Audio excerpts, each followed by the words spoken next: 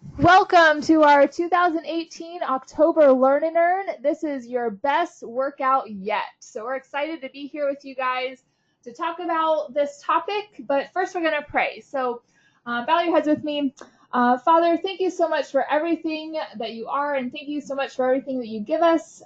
Lord, I pray that this Learn and Earn will open our eyes to see how incredible that our bodies are, and I thank you for the gift of movement, and thank you for our every breath. I pray you will bless each person who attends this session. I ask this in Jesus' name. Amen. Amen. All right, so we're going to meet your presenters right now. Our presenters are Ellie Lang and Amanda Saxton. Hi guys, welcome. I'm so excited to be here with you today. I'm going to just share my what I do to stay active. And for me, I like to do CrossFit and Olympic weightlifting.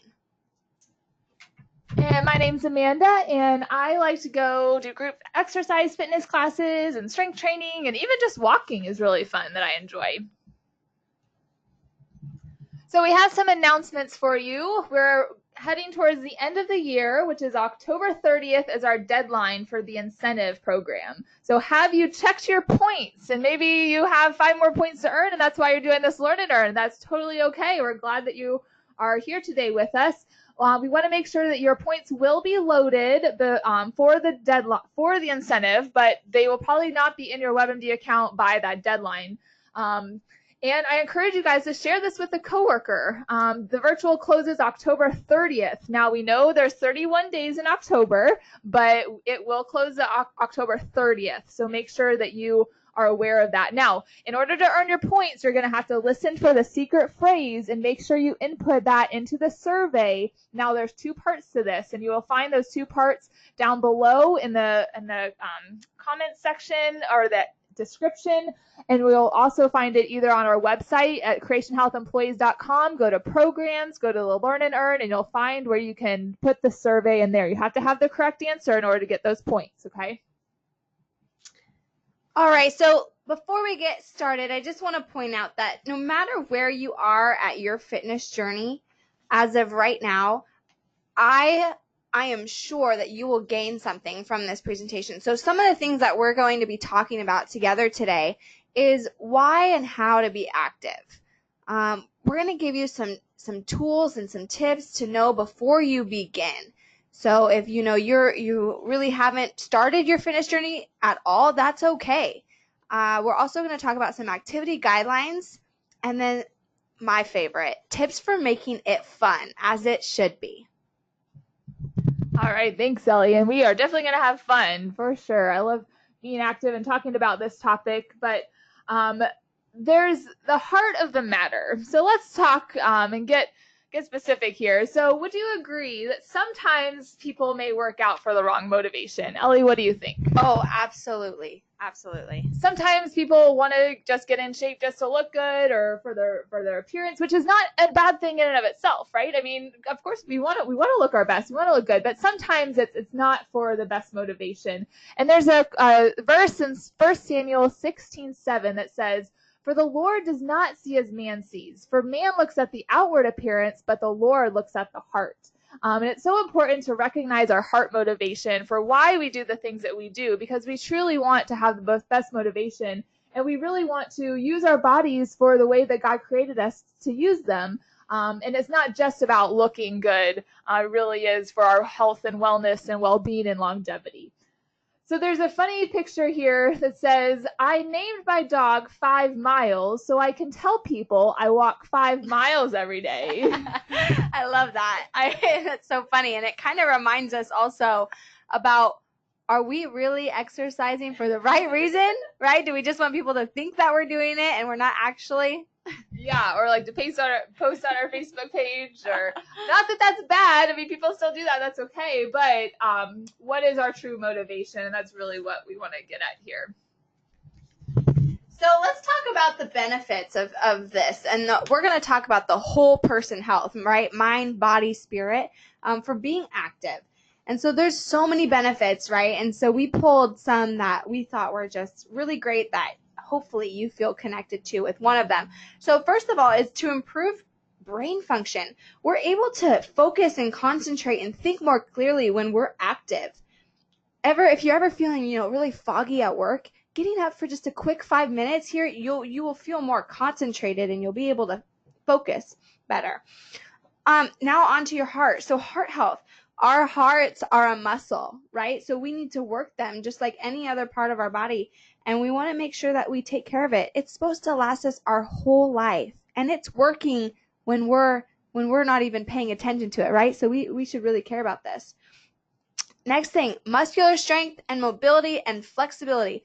We have one body and it needs to carry us our whole life. And by exercising, it builds it stronger. It makes it more sustainable for our lives. Also, boosts our mood. Oh, yeah. And I always tell people, I always exercise so that I'm not crazy, right? And then also our immunity. It helps us come back from sickness quicker. It also helps prevent any types of a lot of diseases. Last but not least, improving the quality of life. And this is one of my main motivators here for being active.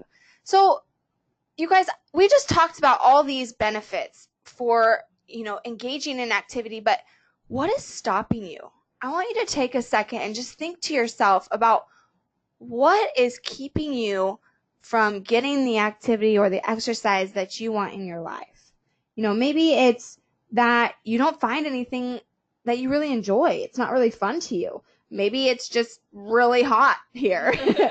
Way hot, Maybe you're just exhausted or you have pain or aches, and maybe like the one reason I hear a lot of times, which is totally understandable, is you just don't have time. And Amanda's going to talk to us about how we can make more time.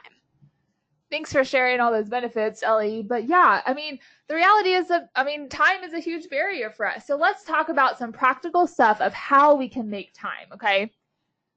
So let's talk first about looking at your schedule and planning ahead. So what exactly does this mean? This looks different for everyone, and it's different. Everyone's schedule is different, but we can plan our schedule and look ahead, and we can, just like we put anything on our calendar that's important to us, we have to schedule it. Also, thinking about evaluating what your time commitment looks like right now. How much time do you watch TV, or how much time are you on your phone scrolling or texting or looking at Facebook or Instagram? What about going out to eat? Maybe you need to plan better in the meal prep area. Or what about getting up 30 minutes or an hour earlier and making time for it in that way? Also, be strategic. So what does this mean? This means that you need to put a timer on during commercials, or maybe parking far away and getting your steps in there, or even just finding the little opportunities throughout the day. Or what about this one? What about bringing your clothes and shoes in your car so that you can go straight to whatever activity you want to go to without having the excuse of, oh, I forgot, I have to go home. Also, small amounts add up. Don't just think that you have to be all or nothing. Like 30 minutes or an hour is all I can do. But no, what can you do maybe for 10 minutes or maybe just 20 minutes is all you have. So just recognizing that the small amounts really do add up throughout the day. And with those small amounts, one thing to really make sure that you continue to do them is to set daily reminders. Every hour I have a notification that goes off on my phone that reminds me. It says, get up, get moving. I know there's Apple Watches or Fitbits that can do this for you, that will remind you to just get up and get moving. So if you're someone that kind of can really get in the groove and get distracted or really focused in on a project that you're doing, set those daily reminders to make sure that you're getting up and moving. And last but not least, telling yourself that you get to versus you have to. This is something I hear a lot of the time where it's like, I have to go to the gym. I have to go to my workout. And that really, it's a gift that we get to do this. And it's a gift that our bodies are able and they're strong and they're capable of so many things. So really looking at it is I get to do this versus that I have to. and you'll find that you want to make time for it when it's something you get to do. Just like we tell ourselves, I get to go on vacation, not I have to go on vacation, right? So I get to, you're going to want to do that the same way we want to go on vacations. Awesome. Thanks, Ellie.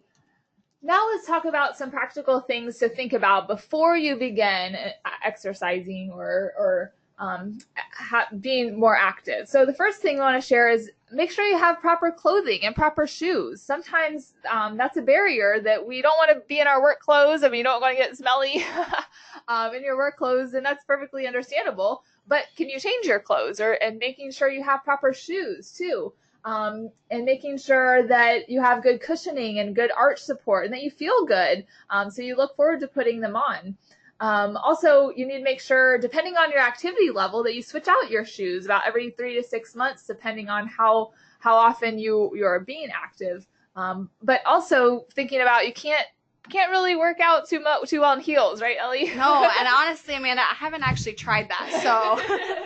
So maybe even a example would be to have some shoes at work or shoes in your car where you're able to be able to be active quickly too. Also, recognize that food is fuel, right, Ellie? Yes. Our last webinar, we talked about this topic, and if you recall, we talk about how we want to fuel our bodies with a premium fuel, right? And so you can't expect just to be active and not fuel your body correctly, but we have to get that premium fuel with quality foods. Can I just point out one thing too, Amanda, real quick? Yeah. So on this, I like to remind myself that we cannot outwork a bad diet, right? So sometimes when we start incorporating more exercise, we are going to feel more hungry. Our body's working harder, but really keeping that food journal and knowing how much you've consumed versus how much you've put out as far as your caloric intake, it's a really important way to do that, because oftentimes I'll see people, I've started working out and I've been gaining weight, but our portion sizes, they still matter, right? And the food that we're putting in our body, it still matters. And along with that, recognizing that water hydrates. So make sure you're hydrated and you're drinking enough water, because sometimes we just forget throughout the day, but especially during these hot seasons, it's important. Also, hot seasons? Oh. What do you mean hot seasons? Well, we are getting to fall soon. Hopefully we'll have some cold weather soon, right? Okay. All right, so the next one is to know your why. And I know we talk a lot about this with Creation Health, but it's so important and goes back to that motivation that we had shared at the beginning about knowing why you are wanting to be active, but also recognizing what are your goals, what is your plan, and what do you want to, why do you want to work out, and maybe you plan to exercise for 20 minutes 3 times a week, and that's just a simple goal that you can have. Well, maybe write it down and maybe make that your goal. I want to say one thing on that. So, even as someone who's very active a lot, and I really enjoy being active, there are days where I don't want to do anything. Let's be honest, right? And I would rather just sit on the couch and Netflix. I bet you're over there listening and you're like, yes, girl, preach, right? So some of this is, if you have a very deep connection with your why, it's really hard to talk you out of things like that. So like Amanda said, knowing your goals, right? Having them posted on places where you go quite often. For me, is the fridge, or on my mirror, my bathroom mirror. So it's the first thing I see in the morning. So really having that deep connection with your why is so important. There's a reason we talk about it so much. And the next tip before you begin is to have a plan of action. So know what you want to do when you are active. Don't just go mindlessly saying, oh, I'll just do something, have it be abstract. But really thinking about how much time can you devote to it. If it's 10 minutes, then do 10 minutes. And don't think you have to have fancy equipment to have a great workout and to be active. Can you use your living room or a local park or doing some different things like that, but make sure you're specific about what you want to do. The next one is just start. Sometimes we make so many, we complicate things too much, and we just need to start. Absolutely. Just put on your workout clothes and shoes and get out the door. That's what I like to always say. So for a lot of us, if we're just starting out, right, in our journey here, which for me, I did not always grow up with a strong love for exercise. I grew up, actually classified as obese, morbidly obese. And as I've worked through my journey, through my weight loss journey, I've found that you really have to start small. You have to know where you're at to avoid injury, to avoid burnout, to avoid just flat out being discouraged. So if you're just starting out, focusing on those safest activities, those low impact, moderately intense activities. And then also if you're someone who's like, this doesn't really apply to me because I'm far in my fitness journey, these are still just as important for you, right? We need this active recovery, that active rest. So some examples of this are, bicycling, swimming, walking. Oh my goodness. Amanda's going to touch on that in just a second, so I won't steal her thunder. But also gardening and yard work, body weight and resistant band training, right? There's so many different ways that we can still make sure that we're being active, but it's still safe and effective. So let's touch on walking just a little bit. So does it really count? Well, look at this quote over here. It says, walking gets the feet moving, the blood flowing, the mind moving, and movement is life. And I'm here to tell you that yes, walking really does count. In a recent study of people who spent much of their day sitting, the results showed that those who took breaks by standing or walking, get this, even just for short periods, they had trimmer waists, lower body mass indexes, and better scores on measures of heart disease and diabetes than people who didn't take breaks. And so walking is such a huge, makes such a huge difference. And not even just for a short amount of times, but even just going on a walk. And what I love about it is that you can do it anywhere, right? It's like you don't have to have any fancy equipment. You just have to have your shoes and some good pair of shoes and sometimes good playlists, right, Ellie? Absolutely. But sometimes what I love to do is I love to go on walks without my phone or without anything with me, or no headphones and nothing. Obviously there's a time and place for music and headphones and stuff like that, but sometimes we forget that what's around us and to be thankful for things that we may not notice. And so just being mindful about walking. And so some quick tips I want to share with you guys too is to count your steps. So maybe if you have an activity tracker or maybe a tracker on your phone that can count your steps, to set your goals, to see how much you're working. And then also go with a group. So I know a lot of our health champions are starting walking groups with their teams, and that's so awesome and really breaks up the day. Also get your family involved after work or before work or on weekends. And also I encourage people too to pick up the pace when they start walking. So if you're walking at a leisurely pace, that's great, but then maybe find a mailbox or a tree that you want to walk a little bit faster to get your heart rate up a little bit more, and then continue that cycle. But the main key here is just to start. Those were awesome tips, Amanda. I love that. And I think my favorite thing about walking is you can just do it anywhere at any time. And it doesn't have to be for a long period of time, right? Just standing up too is just as beneficial. So thank you for that, Amanda. All right, let's talk about some physical activity guidelines. So these guidelines are provided from the American College of Sport Medicine and the American Heart Association. Okay, so first of all, what we have is moderate intense cardio should be done 30 minutes a day, 5 days a week, or vigorously intense cardio 20 minutes a day, right, 3 days a week. And so sometimes people are a little confused about, okay, well, what's considered moderate and what's considered vigorous, right? And it's actually different for everybody. So the good rule of thumb for this is doing the talk test, okay?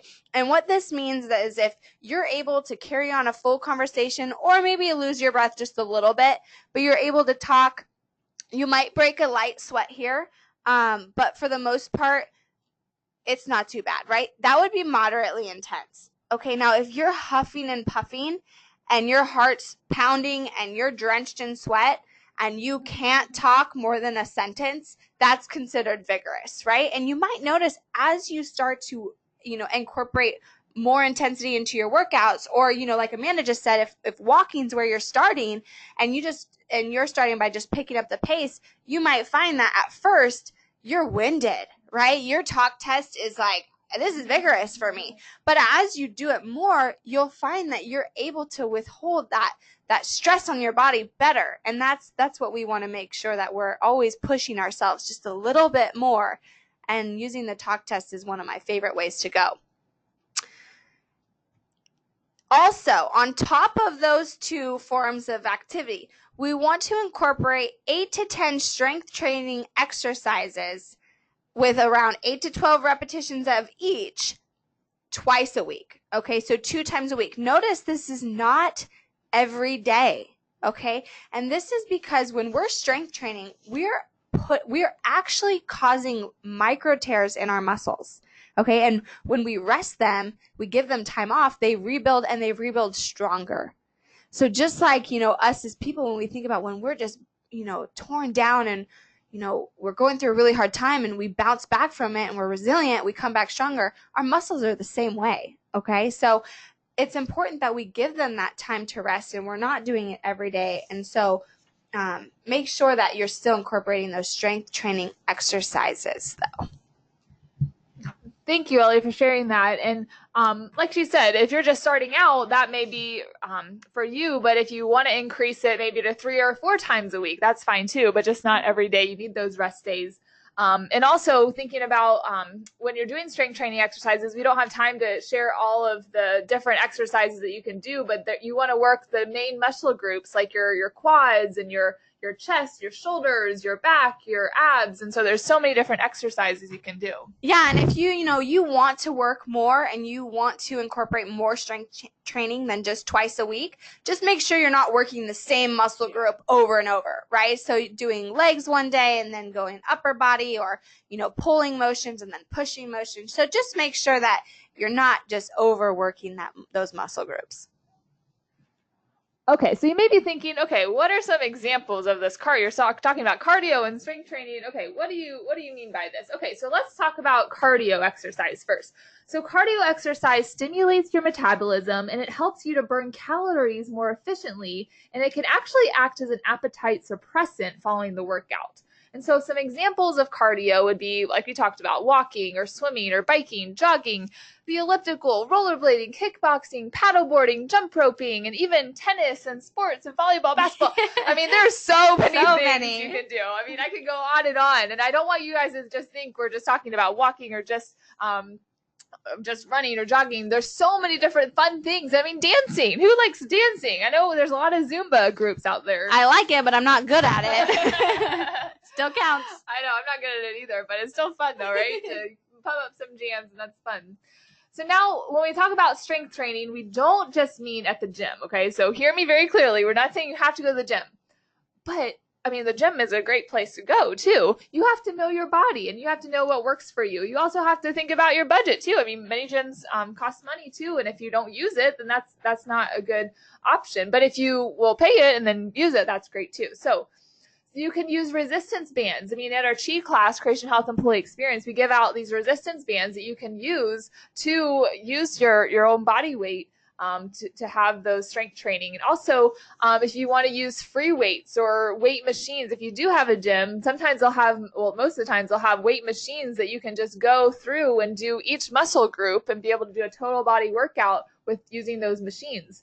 But also just your body weight. I mean, using just your body weight, if you do push-ups, whether it's on your toes or on your knees, maybe just try one push-up. Maybe just on your knees, or maybe it's on the wall that you just try one push-up, then work up to 2, and then maybe your goal would be to get to 10. And then, but that is a great way to strength train and do the resistance. But I also want to make the important note here. So many times people may say, oh, I hate lifting weights. Can I just do cardio? Or the other thing is, oh, but I don't want to get big and bulky, right, Ellie? Do you hear this a lot? I hear that a lot. I hear a lot too. And that's actually when I first started lifting weights, I was nervous about that too, because I didn't want to look like a guy. I wanted to be a woman and feminine. And but the reality is that for women, this is especially important. Well, strength training is especially important because we need to build our bones and our muscles, which protects against injury and helps us for our longevity in life.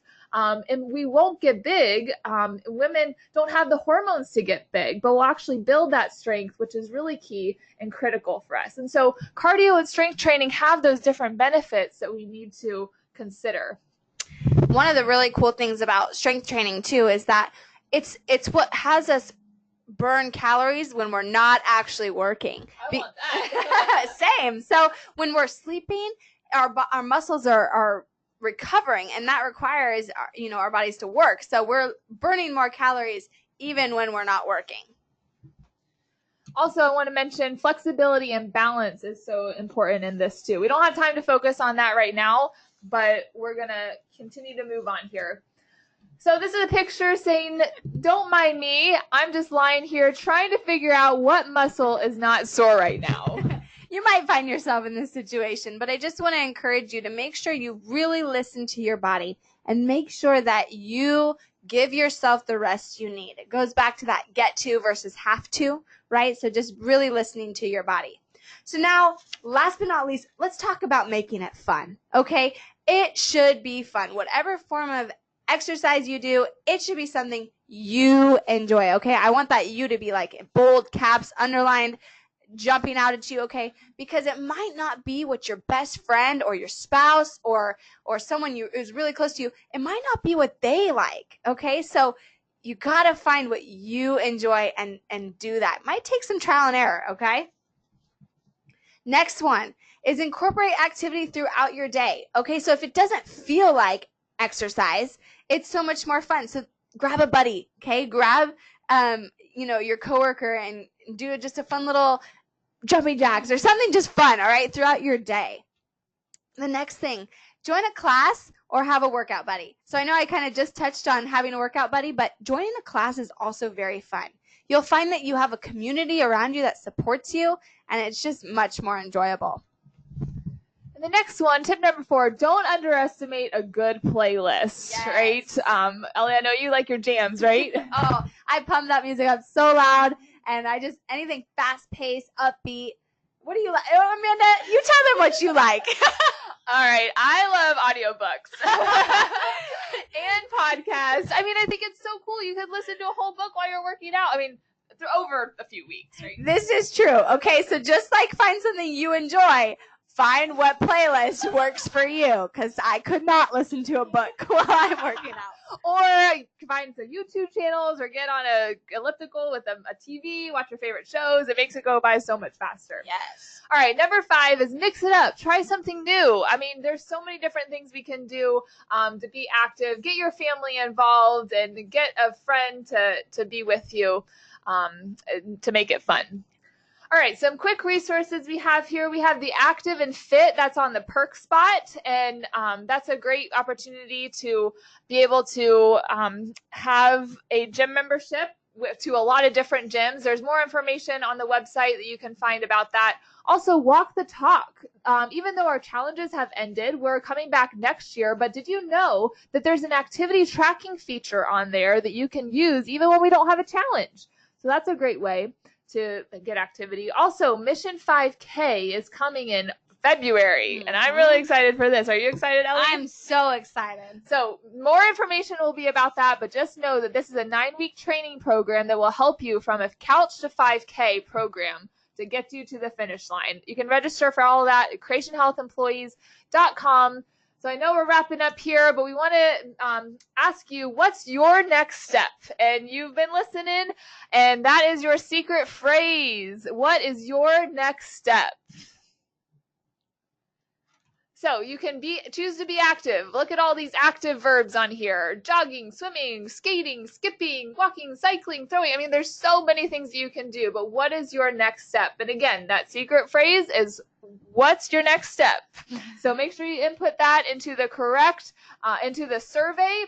And Ellie, did you have anything you want to share? Nope, I'm just so excited, you guys. And I think, no matter where you are, like I said before, in your journey, just start. Right? Just start and really just appreciate this journey and this gift that we're given to be able to move.